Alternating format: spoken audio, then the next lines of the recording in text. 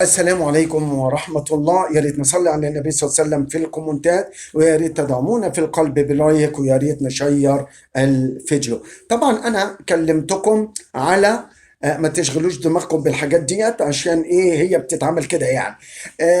انا كلمتكم على فيديو ازاي وانت نازل من البيت تنزل ازاي. طب وانت راجع بقى من البيت، هو انت ترجع من البيت ترجع كده؟ طبعا انا قلت لكم اللي بيخرج من البيت، طبعا لو انت ليك البيت له كام باب، اول مره اعرف اللي يعني واحد له مثلا في العماره الابواب لها ثلاث اربع مرات. انا عارف ان انتوا هتضحكوا على التعليقات، بس مش مهم مش مهم. اولا انتوا بقى خارجين وراجعين للبيت، ترجع كده للبيت؟ لا، الشارع اللي انا ماشي فيه كده، يعني انا ماشي كده وهرجع كده؟ لا، ما امشيش كده، امشي كده.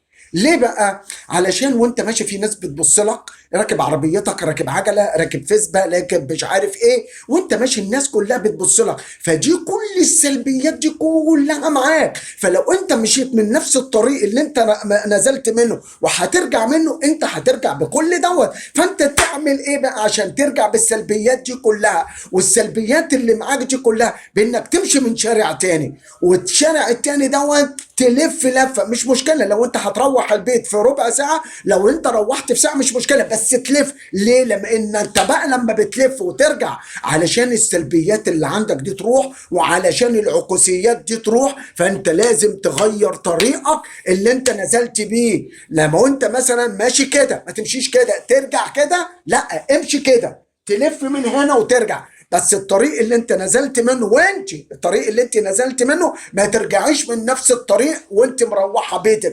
اطلع من اي طريق تاني. ليه؟ عشان السلبيات والعكوسات والسلبيات ومش عارف ايه. طبعا يا اخوانا، قلنا مرارا وتكرارا ان هذا الكلام لا يمت من الدين بصله، وايضا لا يمت باي ابحاث من اي عالم من اهل العلم، الا هؤلاء الدجالين والنصابين.